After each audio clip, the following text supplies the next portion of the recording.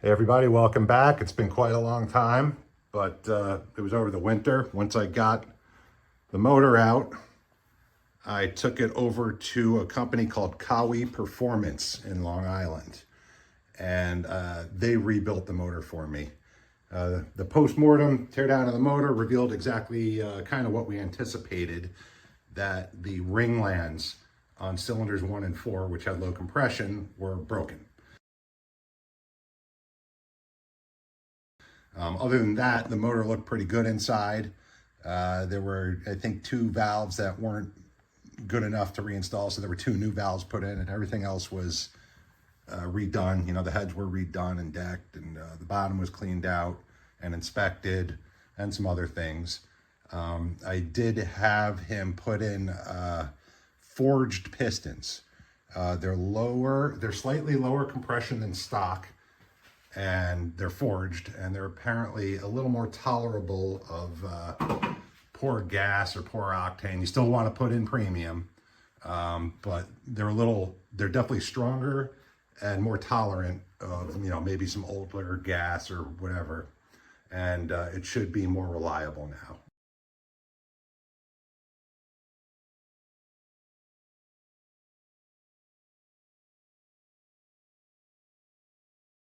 It's all put back together. He had it all winter. I can't say enough good things about Steve at Kawasaki Performance. He answered all my questions. He's very good over email.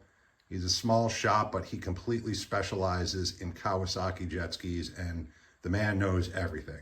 I've leaned on him for a lot of questions. He was great to deal with, and probably one of the best vendors I've dealt with in any of my my motor hobbies.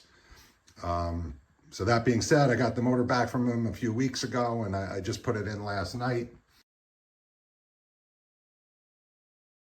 I should have made videos during the winter of the other things I did while the motor was out, but you know, life got in the way, and I just didn't have time to shoot videos of them. But I will touch on what I did, and you should probably look into doing the same things if you're going through something similar. So one of the things I did was remove the airbox. Oil had seriously pooled in there. There was a lot of oil in there, so I knew it had to be cleaned out. The manual calls for taking off the handlebars and all kinds of, you know, removing all this stuff. I was able to cheat, and if you can look in there, there's 2 bolts down there with there's one at least, and there's the other. With a combination of extensions and maybe a wobble or 2, I was able to loosen those 2 bolts from the bracket. I don't know if you can see that in there. Yeah, that metal bracket. I was able to loosen those 2 bolts that hold the bottom of the bracket's attached to the airbox, and the top is attached to the hull, right where I just showed you. So I was able to get to those from there. I removed these 2 parts right here. This is the throttle, and this is, I don't know what that is. I think that's the coil packs or something. But those are all screws that are right here. They're very easy to loosen up and move to the side. And then I took the airbox out, which required a little finesse still, even after doing all that stuff. But I got it out. I cleaned it out, used Simple Green, washed it out really good. Cleaned off the screen that's in there and put it all back together and put it back in. So that got cleaned out. That's one thing that I did. In addition to that, the 2 hoses that run to the airbox from the intercooler, they had oil blown all through them. And, you know, I looked at them, I thought about cleaning them out and whatever. And you know what? For the $30, I just bought some 2 new ones. So I've got 2 new hoses to go in there when the ski is getting put back together, and that'll solve that portion of the equation. Another thing I am doing is the tensioner pulley. Still fine. It still spins fine. It's not bad, but there is, I don't know if you can see, there is a little play in the bearing. So there's the new one that's going in. That's going to get replaced when I put it back in. Another thing that I did, and this was upon Kawasaki Performance recommendation, and I thought about not doing it, but I figured, you know what, it's really difficult to replace in the future if I do need to do it, was replace the drive shaft carrier and the bearing that's in there. This unit is still 100% fine. It's got 70 hours on it. It's not got any rips, tears, or flaws in it. The bearing's totally good. It's just that while it does have 70 hours on it, at some point they need to be replaced. And in order to replace it, you have to remove the engine. So I already had it out, and why not? So I spent the money, and I replaced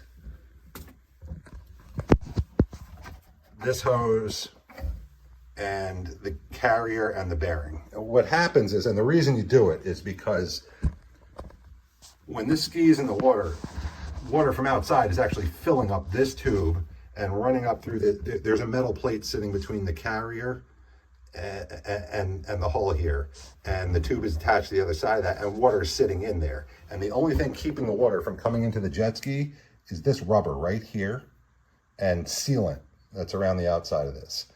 And what happens is, over time, this rubber will eventually degrade and start to tear. I've seen it in other people online. And once this has a flaw or a hole or a tear or a rip in it, the water will start to seep through that and go into the hull of the jet ski. And at some point, I've seen people that, it could potentially sink the ski. It's a problem. And in order to replace it, again, you have to remove the engine. So I figured, why not? I'm already here. And I replaced those parts. That's a new carrier and bearing in there. That's a new hose. The metal plate that sits in between, that's just a metal plate. You clean it up. And you put some sealant, again, on the back of this.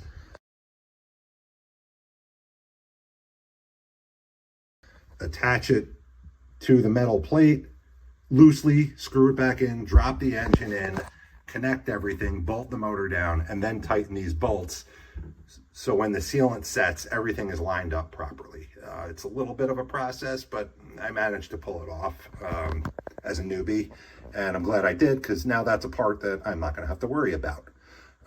That's done. And, the other thing I did was I replaced the supercharger belt. That's a new supercharger belt, because, again, I'm there. And in order to replace the supercharger belt, you have to slide the engine forward. So that's new, too. Those are a few of the things that I did while I was in there. I mean, I really had to clean this hull out. I even replaced the little rubber hose there that had oil blowing through. It was all nasty looking. It was $5, so I got myself a freshie. And I cleaned this hull out very well. Literally every nook and cranny had some oil in it somewhere, and now it's good to go. Yeah, another thing I'm going to do is I have to clean the intercooler out. A lot of people have talked about cleaning intercoolers out. I've been told you fill it with gasoline and rinse it out with gasoline. This thing's been draining out, just laying here on its face for months. You can see it keeps seeping out. I already poured a bunch of oil out. There's still oil coming out of it. It's just filled every nook and cranny in there. So you do have to rinse it out with gasoline.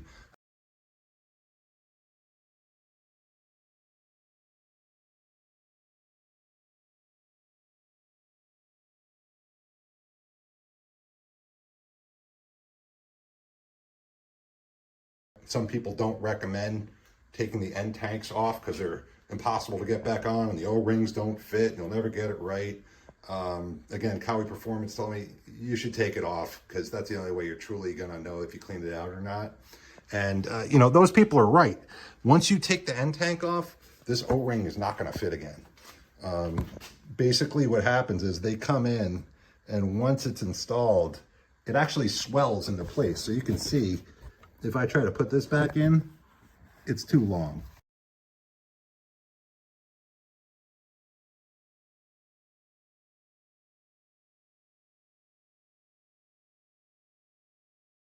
So if you do take the end tank off, I read about people, they would cut it to make it fit and things like that. They're one-time use O-rings. You can't do that. What you got to do is, if you take the end tank off, you got to buy a new O-ring, and they're cheap. It was $15 for two. So I have two new ones, and I'm going to clean this out and put them back. Hopefully I don't have any problems like some of these other people talked about, but it doesn't look that complicated to me. I tried it this way. I'm already in it. I already took one side off. Here it is. And the O-ring theoretically just sits in that groove, and you bolt it back together. So I don't know what the problem is that people were having. Maybe they didn't buy new O-rings.